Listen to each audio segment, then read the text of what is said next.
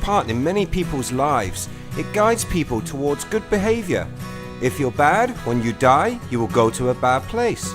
If you're good, then things are a little more rosy. Each religion has its own take on the afterlife. But what if heaven and hell are real? Let's take a look at the final destination, depending on how we have lived. So we have only the two choices, right? Well, not so fast. Just hold on 1 second. It isn't that simple. Heaven is regarded as a place of paradise, usually way up in the sky.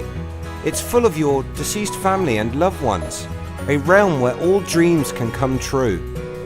Hell is the opposite, full of our worst fears, a place of torment, an eternity of pain and suffering. The question of the afterlife is as complicated as religion itself. Heaven and hell mean different things to different people. It all depends on your faith. So let's take a look at the big 5 religions. What do they have to say about it? Let's begin with the oldest current religion practiced on the planet, Hinduism. The Puranas teach Hindus that there are 14 worlds that make up the universe. These are divided into 7 upper and 7 lower levels. The 7 upper worlds are Bur, Bhava, Swa, Maha, Jana, Tapa and Satyam.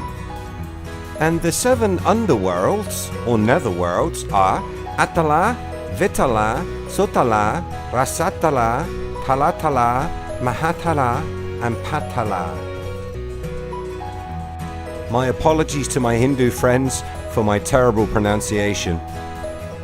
The earth is known as Bua, while Swa is the celestial world where people travel to repair after death. This is where they can enjoy the fruits of a righteous actions on earth. Then there is Bhuva, the region between the two.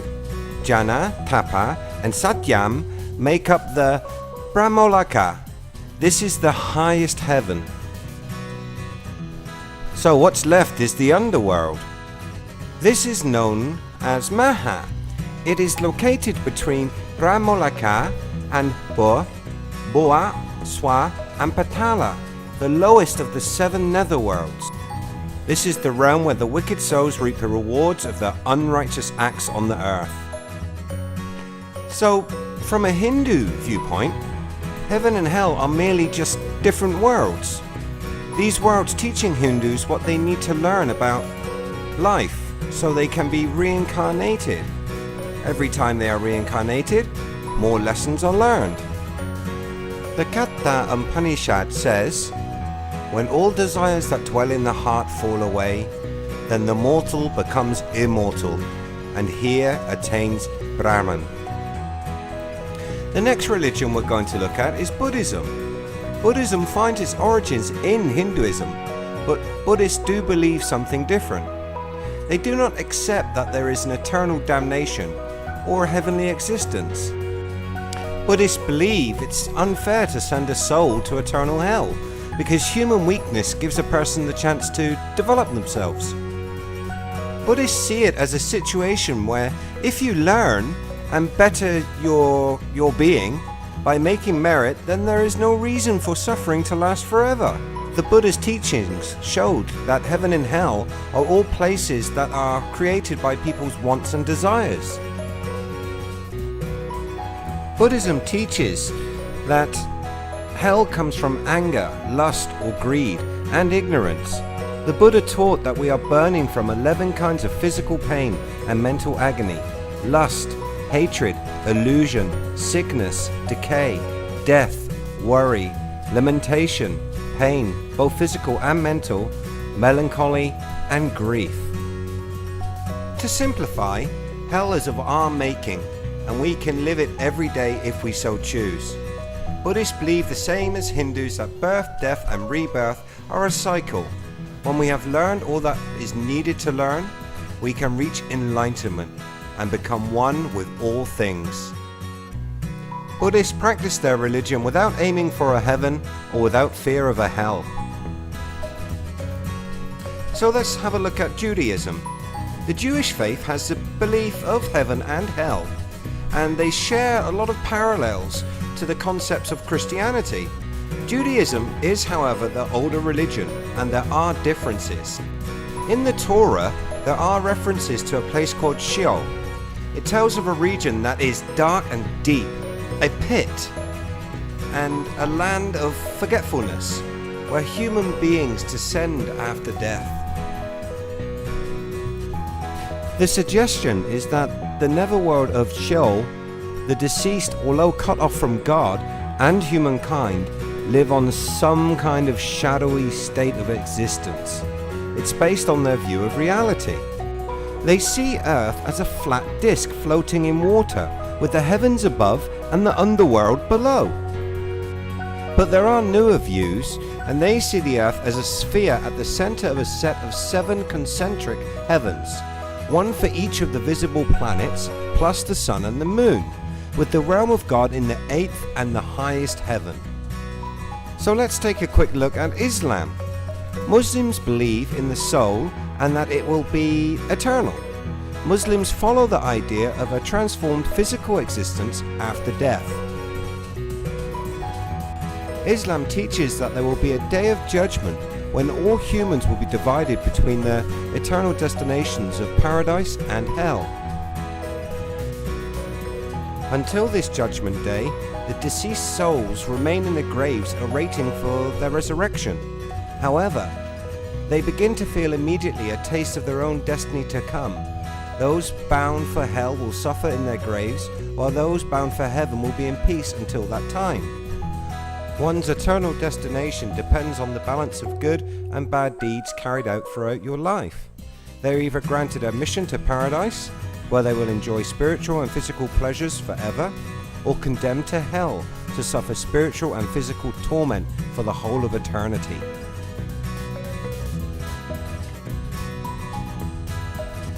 Christianity. It probably has the most common concept of an afterlife. Christians believe that when they die, they go into an intermediate state, a transitional period, heaven. It's the place Christians go when we die. This is an intermediate state or location. It is temporary. Christians believe they are God's children and are destined for a life as a resurrected being on a resurrected earth. Hell is seen as a lake of fire. The book of Revelation reads, "The beast and the false prophet are thrown into the lake alive, and the devil is banished there to be tormented forever with the beasts and the false prophet. Neither place being for an eternity, but until the world is made anew." Okay, so now we have some ideas of where we will go if we follow one of these faiths, but what gets us in the doors to the happy afterlife? Or what can we do to doom ourselves to perpetual nightmare tailored to our own personal fear? All religions teach us the same basic values. We should love our fellow man, we should be good and kind, we should not cause suffering or carry out bad deeds. But each of these religions has its own rules and guides, a long list of things we could do to guarantee a happy final destination. For example, in Buddhism, it is better to be born a man. Buddhists believe it is easier to reach enlightenment via being a male. A woman can reach enlightenment, but they can never be a female Buddha. Before the Chinese communists took over Tibet, they practiced polyandry, where one woman would have multiple husbands, usually all brothers. Buddhists also hate porn. Almost every country with a Buddhist tradition has made porn illegal. If you're a fan of those adult sites, maybe Buddhism is not for you. Suicide can also be a guaranteed trip to the warm place in most religions, but it's a little different in Hinduism. There was a time when suicide was a common theme of several traditions of ancient India. Self-immolation. Followers would discard their frail bodies in the search of liberation. The body was considered karmic fruit, and burning it away at the end of a prolonged self-purification process was considered a good option to resolve any past karma. In the past, Indian warriors were in fact unafraid of death. For them, going to the battlefield meant death, and they fought valiantly with the sole objective of dying. This idea is similar to that of the Vikings and their heaven, Valhalla. However, while ritual suicide was permitted under extraordinary circumstances, Hindu traditions and custom, as a rule, do not permit killing of any kind, and suicide is no exception.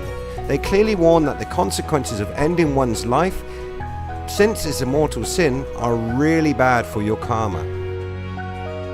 The Jewish faith has a laundry list of do's and don'ts. There are 613 commandments that they must keep in order to be considered a good Jew.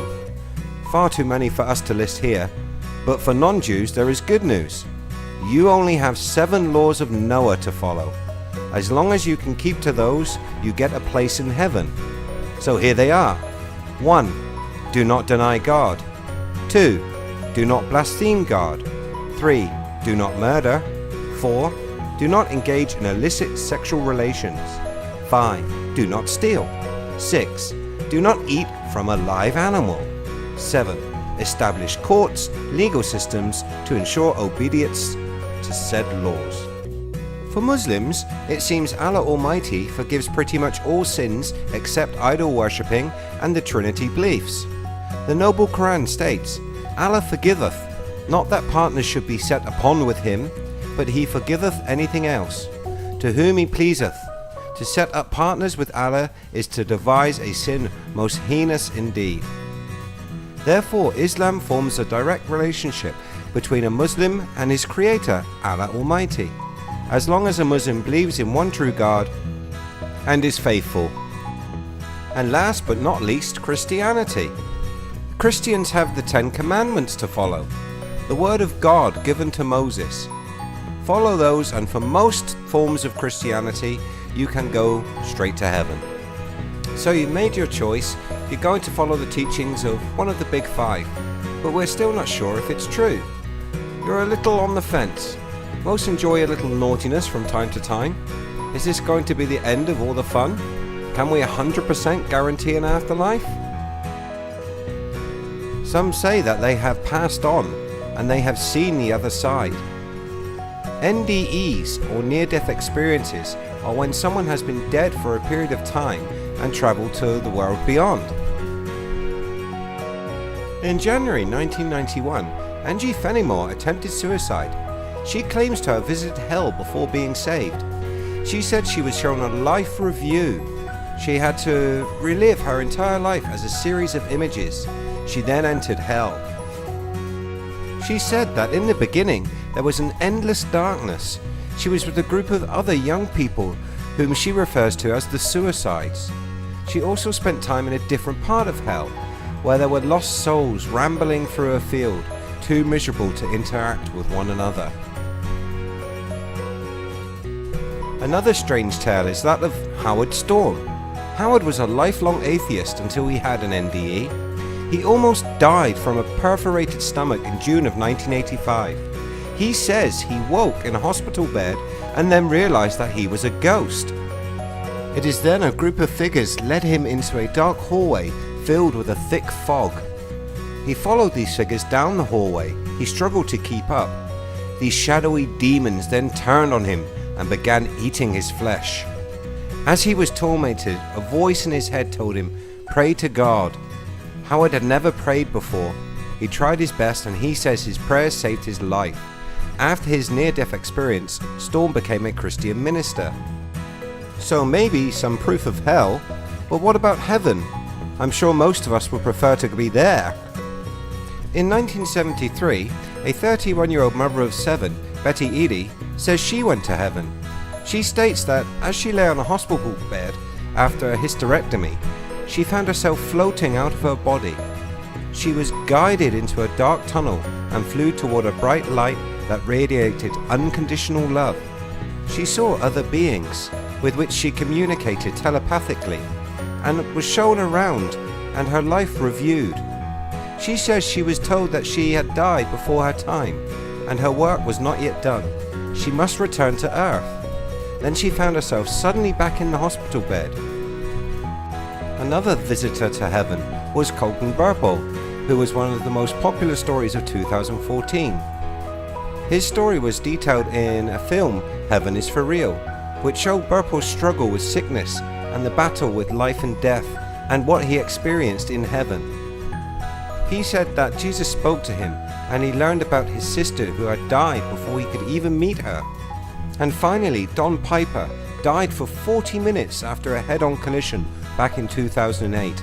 According to an interview he gave to Fox News commentator Bill O'Reilly, he said he went to heaven, where he was greeted by family and friends outside the gates. He didn't see God or Jesus, but he spent the time there with his family members, who he said hadn't aged. Piper said that he went towards the gates of heaven before he suddenly woke up. So there are witnesses to the afterlife. But I think we don't need to be religious devotees. We just need to live a good life. If you really think about it, memory is the best way to ensure a happy afterlife. Whatever may come, I'm sure when the Grim Reaper comes knocking, we would like to think that we have left happy thoughts with the people we love. With that in mind, no matter what faith you are, I think that the world may just be a little nicer if we treated each other with more love and respect. We may be uncertain about life after death, but one thing is for sure, we're all going to find out sooner or later. We can't know when or how, so the best we can do is think about today. If you feel you need to call someone and tell them how you feel, go for it.